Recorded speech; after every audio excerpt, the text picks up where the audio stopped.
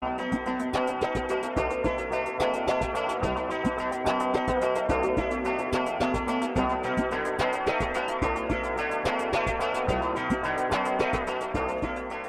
à tous et très heureux de vous retrouver pour cette émission spéciale en partenariat avec Lyon Pôle Bourse autour de 3 valeurs régionales qui ont rejoint la bourse voici 16 mois. Au cours de ces 16 derniers mois, l'occasion d'un coup de projecteur sur ces valeurs qui présentent un beau potentiel et qui ont de très belles perspectives. Éric Biessus, donc PDG de Calray, donc vous avez rejoint la bourse il y a tout juste un mois, une très belle introduction, hein. Vous avez levé plus de 40 millions d'euros. On va rappeler, vous êtes spécialisé dans tout ce qui est processeur intelligent et vous nous en avez apporté un, c'est ça? Pour vous montrer un petit peu qu'est-ce qu'on entend par processeur intelligent, je vous ai amené un processeur de Calray. Donc notre métier, c'est de faire une nouvelle génération de processeurs. Ce sont des processeurs extrêmement performants et très faible consommation.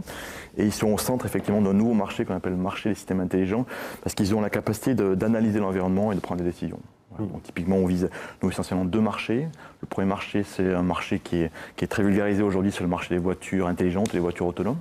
Ça, c'est plutôt un marché long terme. Et plus court terme, et ce que je vous présente là, c'est le marché des data centers. C'est une carte qu'on a certifiée le mois dernier et qu'on est en train de qualifier avec nos clients et qui va partir en production dès l'année prochaine. Alors pour rappeler, donc l'équivalent, ce qu'on a là, dans ce qu'on voit, c'est l'équivalent de... Alors, c'est un chiffre qui est toujours impressionnant. Oui, donc c'est vrai que ce petit carré-là, c'est l'équivalent de 2000 ordinateurs de salon, voilà, pour la consommation à peu près d'un tiers de vos ordinateurs.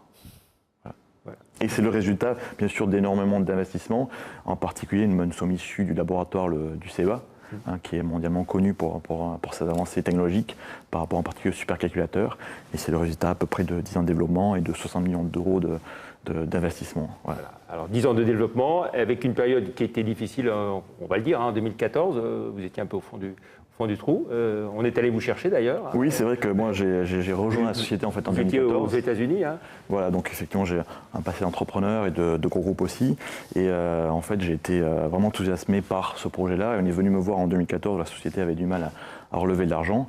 Et c'est vrai que j'étais enthousiaste par rapport à cette technologie. Et depuis 4 ans, voilà, j'ai mis toute mon énergie pour transformer cette belle technologie en un très beau succès commercial. Alors, qu'est-ce qui fait qu'à un moment donné, ça a redémarré et vous êtes sorti des difficultés dans lesquelles vous étiez? Je pense que c'est toujours pareil, il y a des étapes. Il y a une première étape qui était la validation de la technologie. Et ça, je pense que le fondateur a fait un travail extraordinaire pour y arriver. Et puis après, il y a une deuxième étape qui est beaucoup plus commerciale, c'est essayer de comprendre cette technologie, sur quel marché on va pouvoir la positionner et comment on va pouvoir bâtir un certain écosystème de partenariats, de clients qui vont nous permettre d'avancer. Et voilà, ça c'est ma passion. Et donc depuis 2014, c'est ce à quoi je m'emploie. Et maintenant, voilà, aujourd'hui, on est sur ces 2 marchés qui sont extrêmement intéressants. Et en particulier, on a déjà réussi à convaincre un certain nombre de gros clients et partenaires à investir dans la société. Typiquement, il y a l'alliance Renault-Nissan-Mitsubishi qui a investi il y a quelques mois. Nous avons un gros groupe comme Safran. Voilà, donc on a aujourd'hui une société qui est s'appelle backupée, c'est-à-dire il y a des gros acteurs qui ont évalué la technologie, qui voient que c'est une très belle technologie, et maintenant on est plus dans une phase d'exécution, de lancement de nos produits petit à petit sur le marché. Alors justement pour l'automobile, voiture autonome que vous évoquiez, vos clients potentiellement, donc c'est tous les constructeurs tous les constructeurs, oui. Mondiaux. Alors tous les constructeurs mondiaux, aujourd'hui on parle des constructeurs qui sont aux États-Unis, qui sont en Europe, qui sont au Japon. On a vraiment une technologie incroyable pour ce marché-là. Alors c'est un marché qui est long terme. Hein. Nous, dans nos chiffres, on ne les a même pas comptés jusqu'à 2022. Hein. Donc on estime que ça sera une cerise sur le gâteau à partir de 2022-2023. Par contre, ça offre des opportunités incroyables de partenariat avec des gros groupes, voire même d'acquisition potentielle. Et en ce qui concerne l'activité pour les data centers, là les clients, c'est... En data center, on a 2 types de clients. On a les clients qui fabriquent des serveurs, essentiellement des serveurs de stockage. Donc ça, ce sont des gros acteurs. Ceux qui sont connus sont les gens comme les HP, les Dell. Ouais, ce sont des gros acteurs du monde des serveurs de stockage.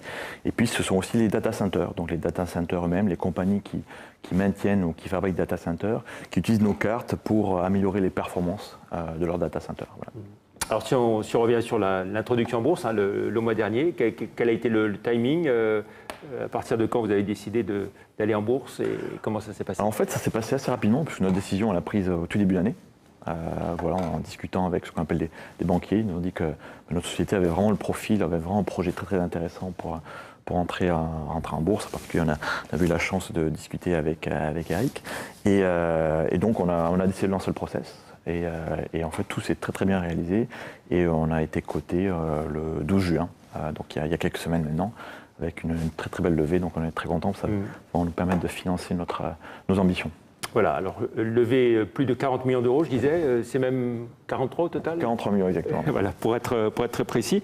L'intérêt, c'est que vous les avez levés à la fois auprès d'investisseurs institutionnels, mais aussi auprès des particuliers, du grand public. Tout à fait. Effectivement, nous, à la fois industriels, grand public, et aussi investisseurs, je dirais, traditionnels. Voilà. Donc c'est intéressant pour nous d'avoir ces différentes typologies d'investisseurs, qu'ils soient financiers, qu'ils soient particuliers, et encore une fois, industriels. Ça amène énormément de crédibilité. Et pour nous, comme on a des gros clients, la crédibilité d'industriel, notre capital est extrêmement importante. Voilà. Et puis donc l'idée, bien sûr, avec ces fonds, c'est de financer vos développements à venir, bien sûr. Bien sûr, bien sûr. Donc essentiellement le développement de nos produits et aussi le développement de notre chiffre d'affaires, puisqu'en gros on a estimé qu'à 60% cette introduction en bourse nous permettait de développer une nouvelle génération de produits. On a en particulier une troisième génération sur laquelle on travaille qui va sortir dès l'année prochaine. Et puis de financer la croissance, c'est-à-dire de grossir notre équipe commerciale et de financer nos besoins en fondement pour augmenter nos chiffres d'affaires. Voilà, les objectifs de chiffre d'affaires, alors il y a déjà un objectif d'équilibre d'exploitation en 2020, c'est ça? Voilà, donc notre objectif déjà c'est d'être à l'équilibre en 2020. Et puis on a un objectif de faire 100 millions d'euros, plus 100 millions d'euros en 2022. Sachant qu'aujourd'hui, vous en êtes à combien? Alors aujourd'hui, on est en petite quantité, donc on fait à peu près 1 million d'euros de chiffre d'affaires. Et c'est tout l'intérêt de notre business, c'est-à-dire on est aujourd'hui une société qui n'a pas besoin d'usine. Donc nous, aujourd'hui, on supporte nos clients, donc c'est des petites quantités. Et le décollage du revenu, c'est lorsque nos clients, eux, partent en production, à gros volume. Et ça va commencer à partir de l'année prochaine et surtout à partir de 2020.